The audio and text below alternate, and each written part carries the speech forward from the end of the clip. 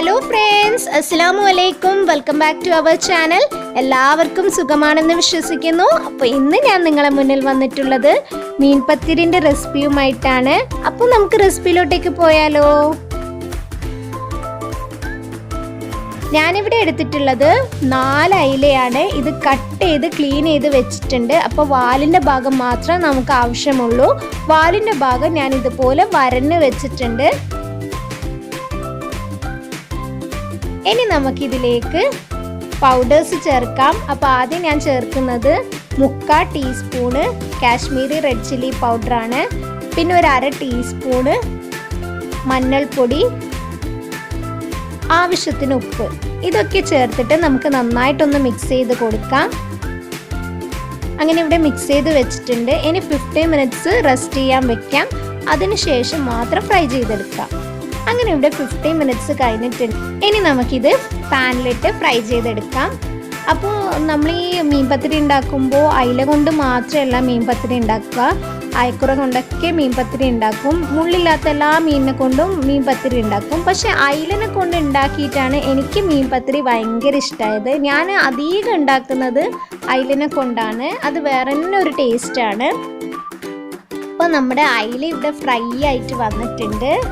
ഇനി നമുക്കൊരു പ്ലേറ്റിലോട്ടേക്ക് മാറ്റാം. അങ്ങനെ പ്ലേറ്റിലോട്ടേക്ക് മാറ്റിയിട്ടുണ്ട്. ഇനി നമുക്ക് ഈ പാന് മാറ്റി വെച്ചിട്ട് വേറൊരു പാൻ അടുപ്പത്തോട്ടേക്ക് വെക്കാം.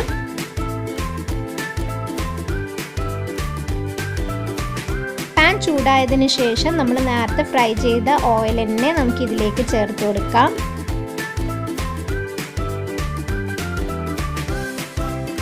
ഓയിൽ ഇവിടെ ചൂടായി വന്നിട്ടുണ്ട്. നമുക്കിതിലേക്ക് 2 ടീസ്പൂണ് ഇഞ്ചി വെളുത്തുള്ളി ചതച്ചതും കുറച്ച് കറിവേപ്പിലയും ഒരു 2 പച്ചമുളകും ചേർത്ത് കൊടുക്കാം. എന്നിട്ട് നമുക്ക് നന്നായിട്ടൊന്ന് സ്പൂൺ വെച്ച് മിക്സ് ചെയ്ത് കൊടുക്കാം. അപ്പോൾ ഇതിൻ്റെ പച്ചമണമൊക്കെ മാറി വരുന്നത് വരെ നമുക്കൊന്ന് മിക്സ് ചെയ്ത് കൊടുക്കാം. അങ്ങനെ പച്ചമണമൊക്കെ മാറി വന്നിട്ടുണ്ട്. ഇനി നമുക്കിതിലേക്ക് സവാള ചേർക്കാം. അപ്പം ഞാൻ 4 സവാളയാണ് എടുത്തിട്ടുള്ളത്. അത് നീളത്തിൽ അരിഞ്ഞ് വെച്ചിട്ടുണ്ടായിരുന്നു. അതാണ് ഇതിലേക്ക് ചേർക്കുന്നത്. സവാള ചേർത്തതിന് ശേഷം നമുക്ക് ജസ്റ്റ് ഒന്ന് മിക്സ് ചെയ്ത് കൊടുക്കാം.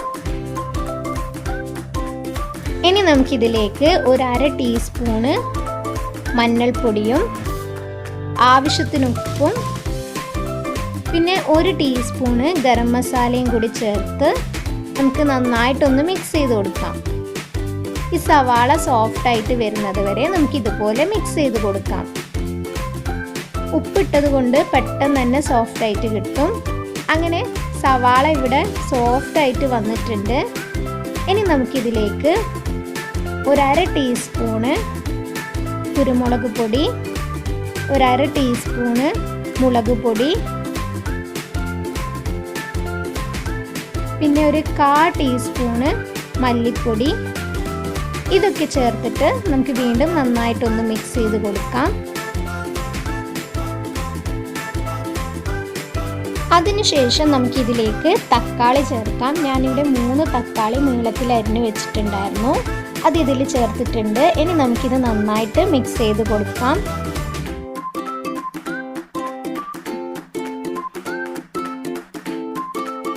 അങ്ങനെ തക്കാളിയൊക്കെ ഇവിടെ കുക്കായി വന്നിട്ടുണ്ട്. ഇനി നമുക്കിതിലേക്ക് നമ്മൾ നേരത്തെ ഫ്രൈ ചെയ്ത് വെച്ച മീൻ ഞാൻ മുള്ള് കളഞ്ഞ് വെച്ചിട്ടുണ്ടായിരുന്നു. അത് ഇതിലേക്ക് ചേർക്കാം.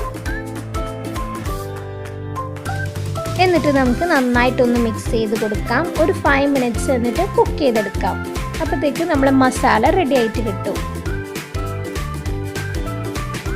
അപ്പോൾ നമ്മളെ മീൻ പത്തലിന് വേണ്ട മസാല ഇവിടെ റെഡി ആയിട്ടുണ്ട്. ഇനി നമുക്ക് മീൻ പത്തൽ ഉണ്ടാക്കേണ്ട മാവ് റെഡിയാക്കാം. അതിനു വേണ്ടി ഞാനൊരു മിക്സി ജാർ എടുത്തിട്ടുണ്ട്. പിന്നെ ഞാൻ 1 കപ്പ് പച്ചരി നേരത്തെ കുതിർത്ത് വെച്ചിട്ടുണ്ടായിരുന്നു. 5 മണിക്കൂറാണ് വെള്ളത്തിൽ കുതിർത്ത് വെച്ചത്. അതിൻ്റെ വെള്ളമൊക്കെ ഊറ്റി നല്ല ക്ലീൻ ചെയ്ത് വൃത്തിയാക്കി വെച്ച പച്ചരിയാണിത്. അത് നമുക്ക് മിക്സി ജാറിലോട്ടേക്ക് ഇട്ട് കൊടുക്കാം. അതിനുശേഷം 1 കപ്പ് തേങ്ങ ചിരണ്ടിയത് കൂടി നമുക്കിതിലേക്ക് ചേർക്കാം. ഒരു സവാള അരിഞ്ഞത്,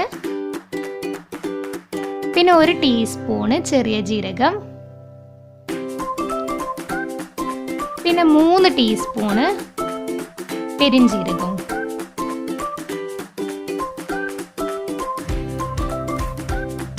ആവശ്യത്തിന് ഉപ്പ്,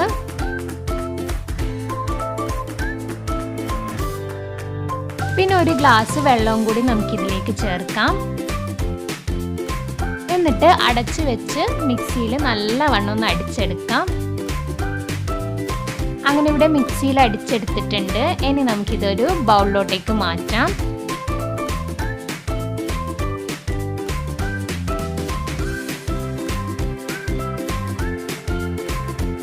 ഇനി നമുക്കിതിലേക്ക് അരിപ്പൊടി ചേർക്കാം. അപ്പോൾ അരിപ്പൊടിൻ്റെ അളവൊന്നും ഞാൻ പറയുന്നില്ല, കാരണം ഓരോരാൾക്കും ഓരോ അളവിലായിരിക്കും ഉണ്ടാവുക.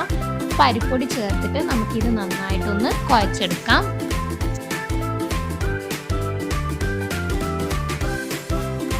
അങ്ങനെ ഇവിടെ നല്ലവണ്ണം കുഴച്ചെടുത്തിട്ടുണ്ട്. നമ്മൾ മീൻ പത്തിലിന് വേണ്ട മാവ് ഇവിടെ റെഡി ആയിട്ടുണ്ട്. ഇനി നമുക്ക് നമ്മുടെ കയ്യിൽ ഓയിൽ ഇങ്ങനെ തടവി കൊടുക്കാം. അതിനുശേഷം ഒരു വലിയ ഉരുള എടുക്കാം. എന്നിട്ട് ഇതുപോലെ ഒന്ന് റൗണ്ട് ചെയ്ത് കൊടുക്കാം. എന്നിട്ടൊരു വാഴയില എടുക്കാം. എന്നിട്ട് അതിൻ്റെ മുകളിൽ നമുക്ക് ഓയിൽ തടവി കൊടുക്കാം.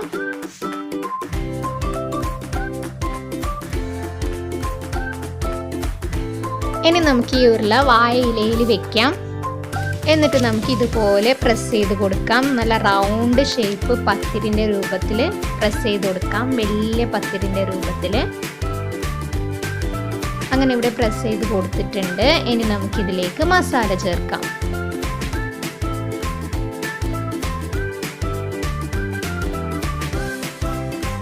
മസാല ചേർത്തതിന് ശേഷം നമുക്കിത് മാറ്റി വയ്ക്കാം. വീണ്ടും ഒരു വാഴയില എടുക്കാം. എന്നിട്ട് ഇതുപോലെ ഓയിൽ തടവി കൊടുക്കാം. എന്നിട്ട് നേരത്തെ ചെയ്ത പോലെ ഒരു വലിയ ഉരുള എടുത്തിട്ട് ഇങ്ങനെ റൗണ്ട് ഷേപ്പിൽ പ്രസ് ചെയ്ത് കൊടുക്കാം, വലിയൊരു പത്തിരിൻ്റെ രൂപത്തിൽ. ഇനി നമുക്ക് നമ്മൾ നേരത്തെ ഉണ്ടാക്കി വെച്ച പത്തിരി ഇല്ലേ, മസാലയിൽ ഇട്ട് വെച്ച ആ പത്തിരിൻ്റെ മുകളിൽ ഈ പത്തിരി വെച്ച് കൊടുക്കാം. എന്നിട്ടൊന്ന് പ്രസ് ചെയ്ത് കൊടുക്കാം. അതിനുശേഷം നമുക്ക് ഇഡ്ഡലി ചെമ്പിൽ വെച്ച് ആവിയിൽ വേവിച്ചെടുക്കാം. അപ്പോൾ ഒരു 20-25 മിനിറ്റ് ആവിയിൽ വേവിച്ചെടുക്കാം.